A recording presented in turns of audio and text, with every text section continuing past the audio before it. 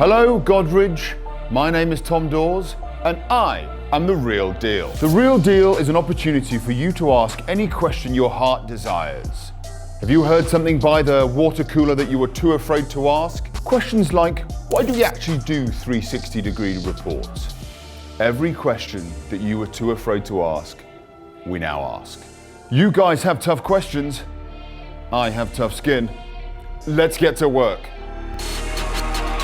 This week, we speak to Nisaba Godrej and Shailesh Deshpande about the 360-degree feedback process. Nice to meet you. Hi, how you doing? Thank you. Nisa, hi, how are you doing? I've heard some great things about you. Welcome. Thank you. So I've been given carte blanche to ask you any question I'd like. That's the whole point of The Real Deal. You can't stop me asking any questions. Why do we do 360-degree feedback? What's the point? I think it's really simple. Leading others is super important at Godrej. We believe that it helps not only us be successful individually, but as an organization, you need leaders who can influence, who can inspire, who can motivate. And 360-degree is one tool that we have that helps us get that feedback on how are we doing on that parameter. So I think it's as simple as that. Okay, so that makes sense. Yeah. But if it's that important, why would we need to do it every year?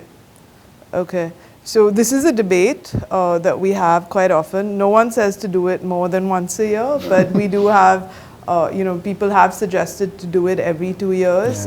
We run a 1-year cycle for pretty much everything.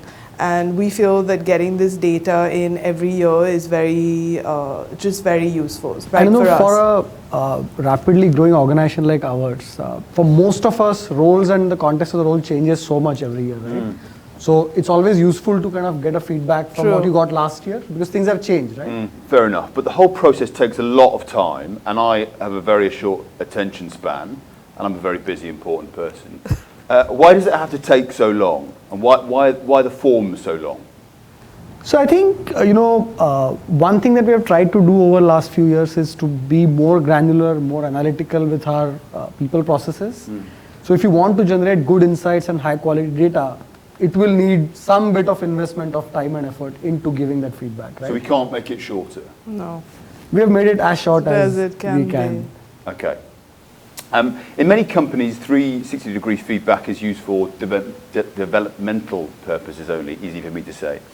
At Godrej, it seems like we have a hybrid approach for developmental and assessment. What's your case? I think even if you look at industry practice, and practices vary, many organizations use it for both purposes. And I think, as Nisa said earlier, we use this as one input. And we don't think it's an either or debate. We actually call it a diagnostic process. A diagnostic process that can be used as an input for development and also as one input for important organization decisions. Yeah, and just to put a little bit of color on that, it is used as one data point. We have most people have multiple 360-degree data points, so we don't take 1 year because sometimes 1 year, for whatever reason, can be an aberration. And really, we look much harder at the data point when it's either very low or very high, where we want to just make sure that that's right. And very often, we'll go back and get qualitative feedback from people to understand what the score, the number means. Okay, that makes sense. But when I first started, Nisa, you said that every time you completed a 360-degree feedback form, you actually had to physically turn around 360 degrees. Is that still the case? Do you still have to complete, send, and do the turn? Is that like? Yeah, well, we recommend that to dogs who have lots of energy so that they calm down a little bit. But not the big dogs. not the big dogs. Okay. It's just for dogs like you. Okay, should we do a 360-degree turn now? Sure. How do you, like that? Like that? Okay. Yeah, and then back. Mike's still going to come on. No, yeah. Well, no, I think it's good. It's good luck. 180. Yeah. Okay. Yeah. No, I know. That's a fair point. Do the 360 turn every 2 years if that makes it less work for you. Okay, that makes sense. No, thank you very much for that. My cause needs work. So look, talking about actually getting the report back, we filled it all in. You get the report back. Again, they're quite long and they can be seen as a bit boring. How do you view that? What should we be doing? I really think it's only boring if you consider it not valuable to you. I find the reports extremely valuable to give you a sort of reality check on how people are thinking of you, what they want you to stop, start, change. And, I don't find it boring at all. I think it gives you a lot of valuable information, and a lot of people have been asking, why did you put these percentiles sort of in? And, Shailesh and his team came up with that. And frankly, the first year I saw my report with that, it was very revealing. My 360-degree report, I tend to be in a pretty high percentile overall. But when I looked at my leading others score, I had a 3.8 or a 3.9. And it sounds fine, it's Good pretty score, much yeah. out of 4 because, we all like to round off to sound good. But actually, if I looked at it as a percentile, it was at about the 50th percentile. So actually, compared to other leaders, not just senior leaders, compared to across, Godrej as an average, my direct reports, which would include you also, didn't think I was doing such a good job. And that's a wake-up call, correct? That, as a percentile, you're one of the most senior people, but you're not really up there in the top. And that's something to think through and really improve upon.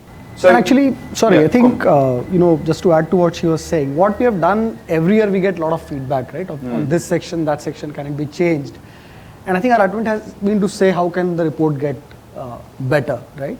And percentile is just a lens. Like she said, raw scores gave a very small range. Even if you look at range of raw scores people got. So if you look at before percentile, let's say most of the scores would range between, let's say on 10 GCFs or 12 GCFs, all my scores would range from 3.3 to 3.8. So that's not a story. That doesn't tell me anything much. I can see some nuances, but the same data, if you see from a percentile lens, looks like some are at 80th percentile and some are at 25th percentile.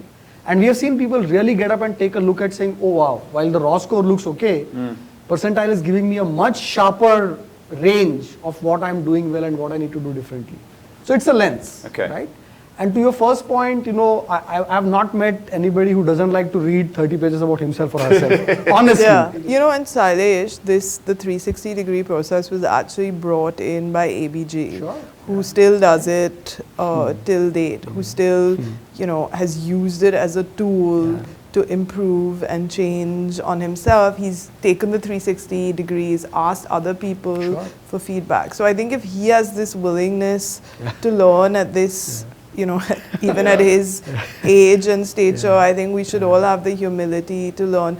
And actually, one of the things that I struggle with, and I've seen it, across the sort of my almost 15, 16 years of work experience, is that I see a lot of, and it generally tends to be men at that age of, 48, sort of 50, saying, I don't need to change, there's nothing to change, without the understanding that what got you here won't get you sort of there. So this is not, this is not a school report, and we're not the principals trying to catch you out, correct? This is actually a tool for yourself that if you are ambitious, you want bigger leadership roles, this is a tool to just help you get there, correct? And so do we use this as a tool for promotions? No, it's not it's a data point, correct, that would play perhaps into promotions. But I'll give you an example. I had someone on my team who got an extremely low score one year.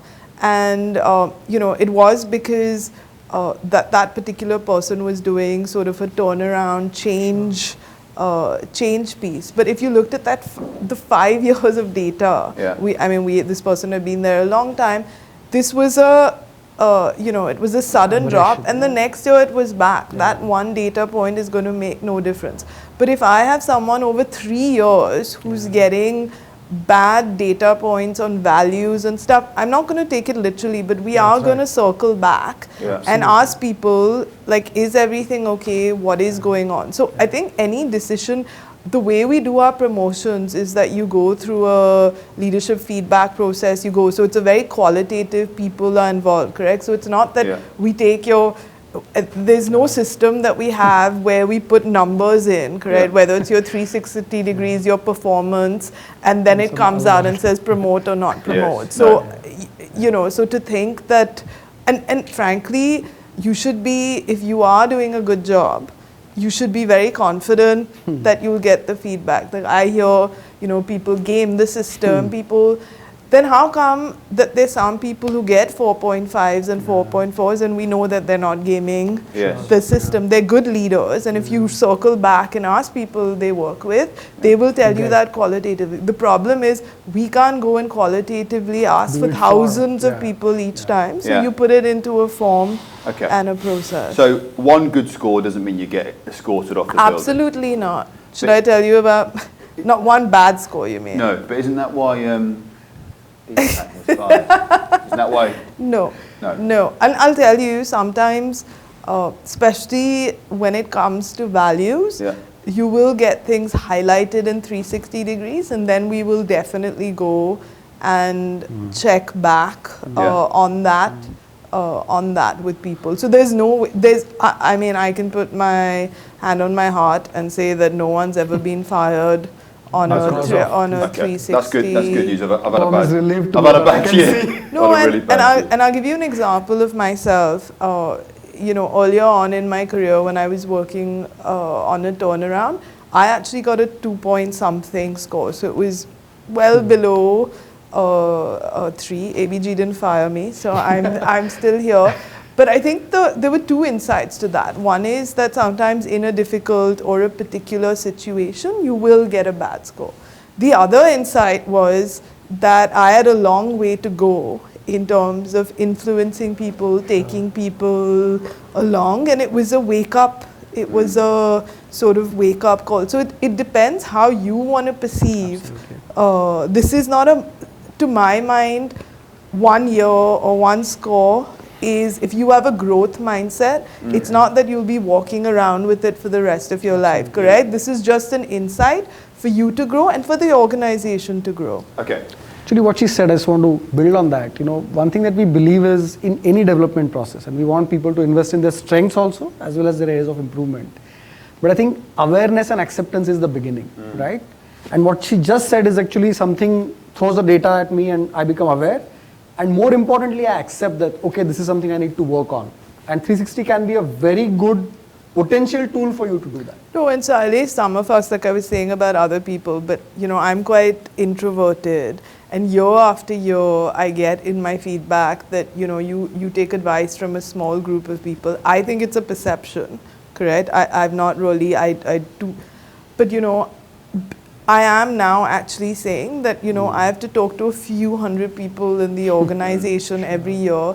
We've structured it, we've put it into a process. So actually, the more senior that you get, the more seriously you need to take that feedback, and the more you need to, change. And for me, if you're an introvert, some of this is hard, correct? But it makes me more successful, it makes the organization more successful, and frankly, it's been such an enriching process to actually hear from more people and build change around that. So I think it's the way, you know, when I hear some of this feedback, the way people, I'm like, you know, it's the way we want to use the tool at an individual level, at a group level, correct? And getting rid of 360 degrees is, I still want that individual feedback, and I still, you know, want to make sure that leaders are growing and changing. And this is the best tool that we have to get there. Is it the is it perfect? No, but you know, there's nothing that's really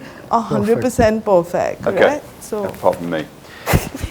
Of course. Now, this is something that actually does come up regularly, and it's anonymity. So many people don't believe this is anonymous. Yeah. Okay, that smile reveals all. Is this anonymous? Yeah. Is it truly anonymous? It is truly completely.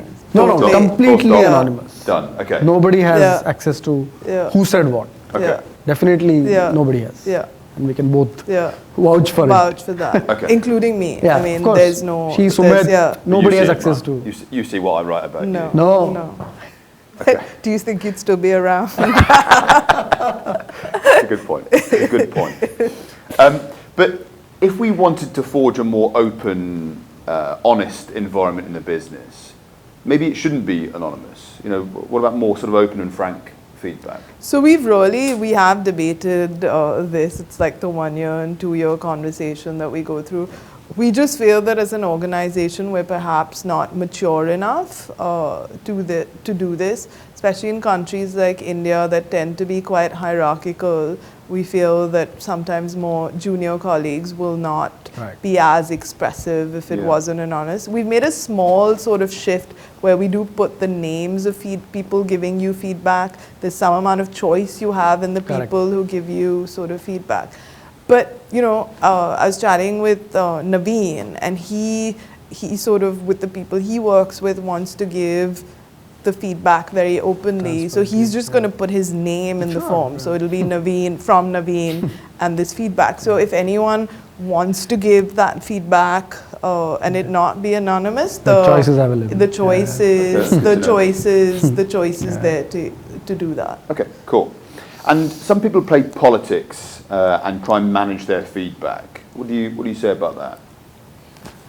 I think you know, it's very, very hard to do. I've heard stories about, you know, someone sitting next to someone while they fill their 360-degree form. I've heard of people calling in other people and berating them because they got a bad 360-degree form.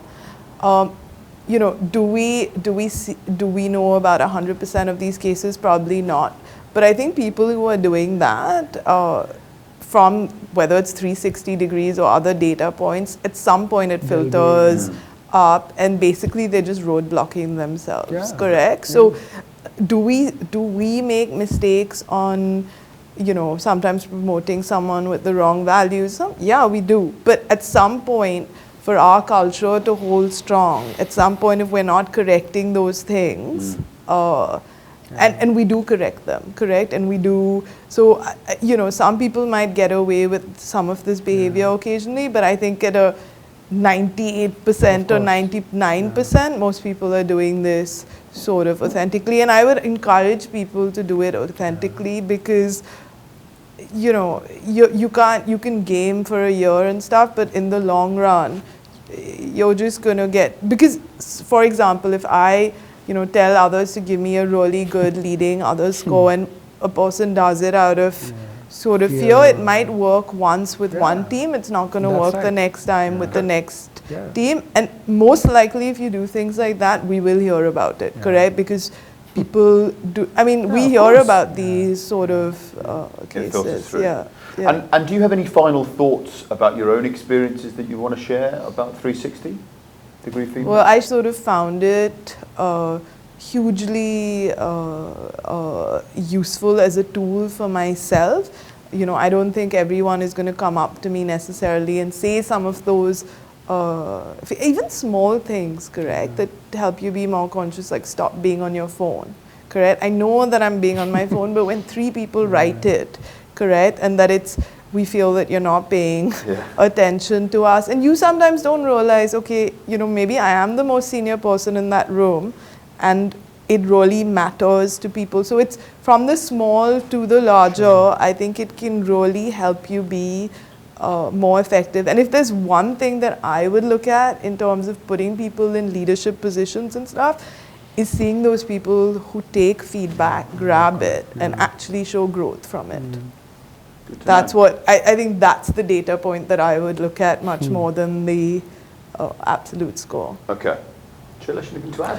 Yeah, actually, for me, and I think, as some of you know, I made a fairly major career change 4-5 years ago. I used to do generalist work, and I moved to specialist work. And some of that actually had come up in my 360, saying that, you know, what kind of work you should probably be doing, think about it. And anyway, I was in that process, but feedback like that, and then I connected back with some people, and that helped.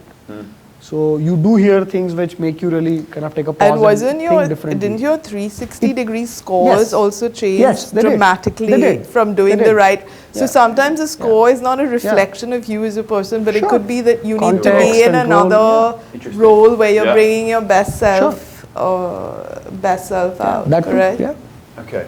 And now that I'm hearing this whole thing's been anonymous, I have been scoring you 5s for the last few years, and I was wondering why I didn't get any champagne. So or anything. that means the rest of the people reporting Oh, to me dreadful. are rolling. The averages were. It was Rolling. dreadful. my God. Yeah, absolutely. Okay, that's good to know. Okay. I'll be sad not to have I'll your score it five differently this year. Okay. Okay, good. So guys, if I just to recap some of the points we've covered today. One, it's completely anonymous. Yeah. Two, this isn't a hire and fire Of course. Like process. absolutely not. Absolutely not. Three is that this is a one moment, it's not a one moment in time, it's sort of taken across the years. Yeah. And to try and approach it in as sort of an open and honest way as possible. Sure. Anything I've missed there?